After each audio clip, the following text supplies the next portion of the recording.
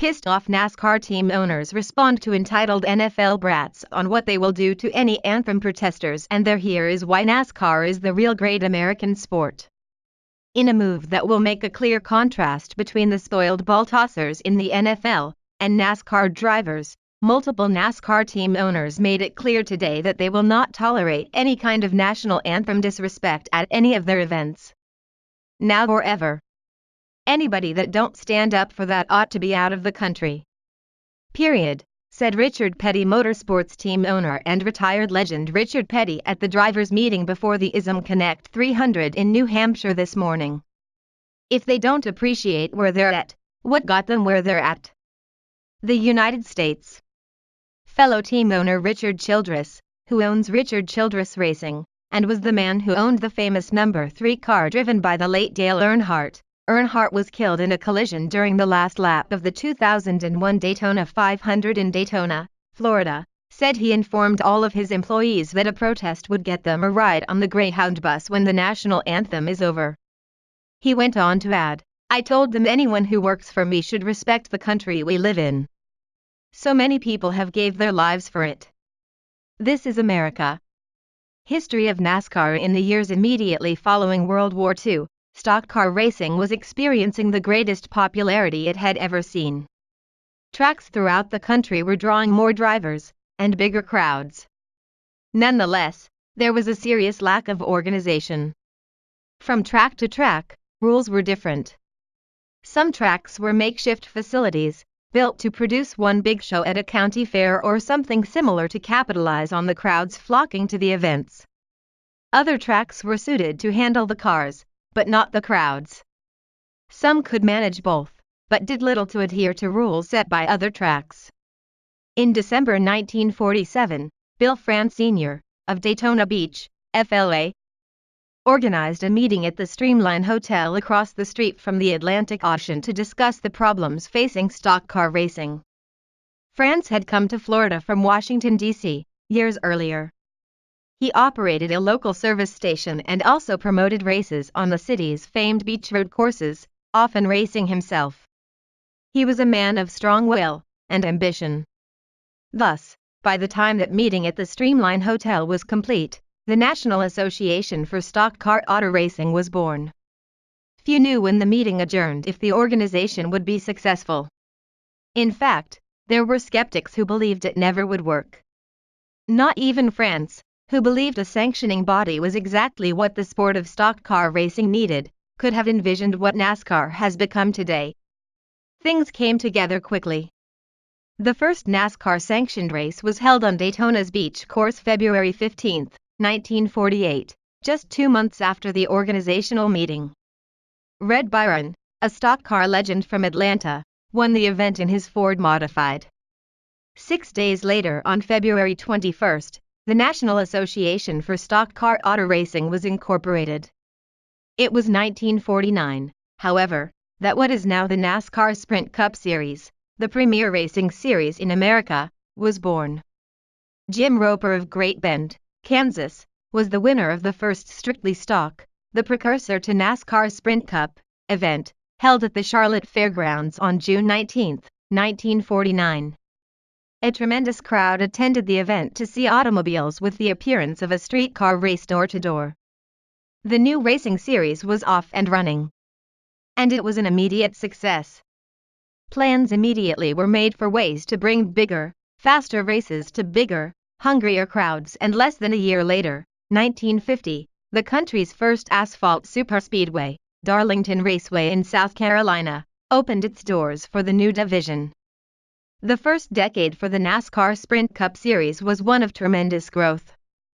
Characters became heroes and fans hung on every turn of the wheel, watching drivers manhandle cars at speeds fans wished they could legally run themselves.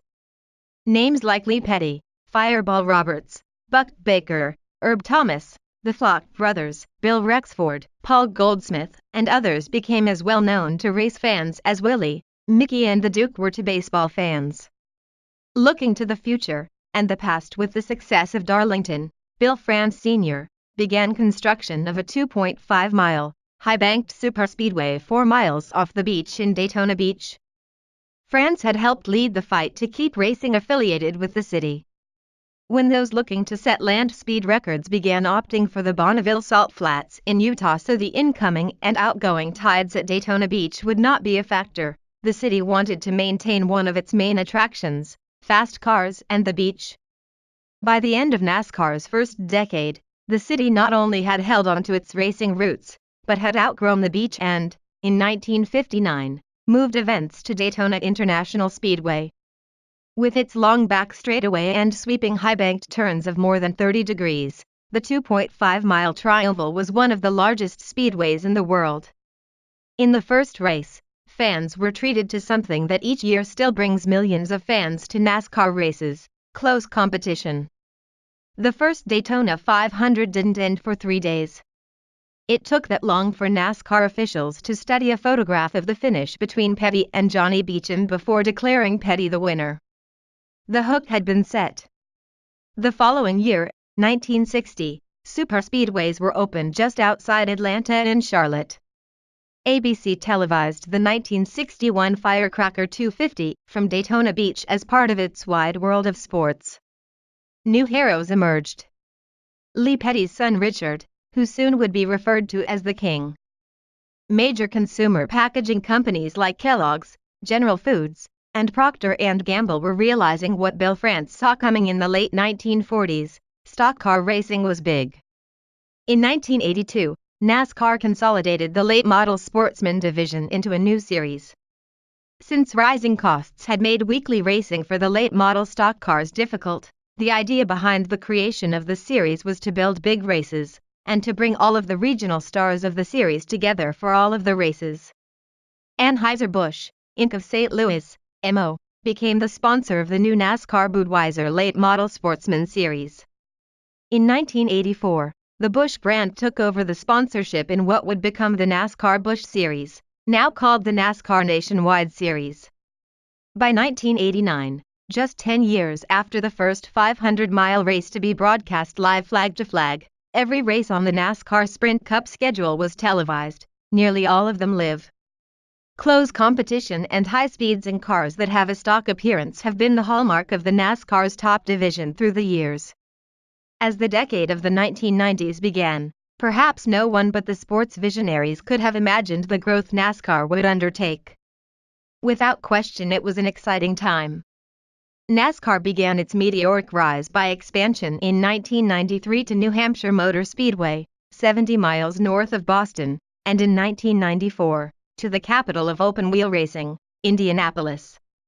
In May 1994, NASCAR introduced a new series, the NASCAR Craftsman Truck Series, involving full-bodied pickup trucks. After several exhibition events, the first points event in the new series was held in February of 1995. The intensely competitive series has grown in popularity and starts 2009 with a new sponsor and name, the NASCAR Camping World Truck Series. At the same time, NASCAR's at-track attendance grew monumentally. The NASCAR lifestyle was becoming a national phenomenon with cover stories in Forbes and Sports Illustrated. To help feed the tremendous growth, NASCAR launched its official website in 1995, www.nascar.com, and in 1997, NASCAR branched out again, adding races in top 10 markets like Los Angeles, Dallas/Fort Worth, and added a second date in New Hampshire. The 1998 season marked the celebration of NASCAR's 50th anniversary with an unprecedented integrated marketing campaign to celebrate NASCAR's past, present and future. NASCAR's top division expanded once again to Las Vegas, while the NASCAR Nationwide Series expanded to Pikes Peak International Raceway in Colorado, and the NASCAR Camping World Truck Series included new races at St. Louis, Memphis, and Pikes Peak. From 1993 to 1998, NASCAR Sprint Cup Series at-track attendance alone grew 57%, by February 2 million, to over 6.3 million, and its top three divisions combined grew a staggering 80%, by April 1 million, to over 9.3 million. Topping off NASCAR's explosion in the 90s was the announcement in November 1999 of a consolidated television package with Fox Sports/FX and NBC Sports/TNT for NASCAR's Premier Division and NASCAR Nationwide Series beginning in 2001. At the same time, Daimler Chrysler announced intentions to return its Dodge nameplate to NASCAR's top division for 2001, after a 15-year hiatus. As the sports fan base grew, NASCAR grew internally as well. In November of 2000, Mike Helton became the third president in NASCAR history as the torch of leadership passed to a non-France family member for the first time. By the turn of the century, nothing could stand in the way of NASCAR's raging success. New stars emerged such as Jeff Gordon, Bobby Labonte, and second-generation driver Dale Jarrett. NASCAR's drivers, teams, and tracks once again saw unprecedented exposure, this time with the aid of an expanded 36-race schedule and its new television package in 2001. The TV story was proving a remarkable success as viewership for the Daytona 500 grew 48%, over 6 million, to 18.7 million viewers between 1993 and 2002. When Fox Sports aired its first Daytona 500 in 2001, viewership increased 32%, 4.1 million, to over 17 million from the 2000 broadcast.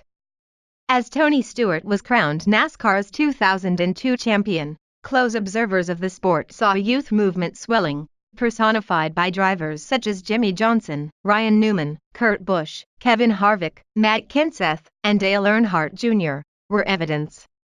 In 2003, NASCAR made two major announcements to help the dawn of the new era become even clearer. NASCAR announced in June that Nextel would become the new series sponsor in 2004, replacing RJ Reynolds' Winston brand after 33 years. 3 months later in September, Brian Z. France was named as NASCAR's CEO and chairman of the board, replacing his father, Bill France Jr. A number of developments have followed. The chase for the NASCAR Nextel Cup was announced at the start of 2004, ushering in a new format by which to determine the champion of NASCAR's Premier Series. In 2006, Toyota announced a move into all three of NASCAR's National Series. In 2007 it was announced that the Premier Series name would be changed to the NASCAR Sprint Cup Series. NASCAR's playoffs would also have a new name, the Chase for the NASCAR Sprint Cup. In addition, 2007 also saw the announcement that Nationwide Insurance was replacing Anheuser-Busch as main sponsor of NASCAR's No. 2 Series. And there was the phasing in of NASCAR's safety-oriented new car. In 2008, history was made as Jimmy Johnson won a third consecutive NASCAR Sprint Cup championship, tying Cale Yarborough's record set from 1976 to 78. Johnson then eclipsed that mark with an unprecedented fourth consecutive title in 2009. But no matter the year, there have always been, and always will be, constants, close, safe competition, fair stewardship, and drivers who are genuine American heroes. This is why so many of us true Americans love NASCAR. They hold true to the values that America embodies. They will never show any disrespect for our nation nor the man who we chose to lead us, President Donald J. Trump. I have personally attended multiple NASCAR races since I became a fan back in 1998. When the national anthem is sung, you will never see a single driver, nor person in the stands not standing at full attention with their hands on their heart. And if there ever is a case when it so happens that someone decides not to stand, I don't expect that fan to be able to stand for long anyway. Please share if you support NASCAR and its sponsors.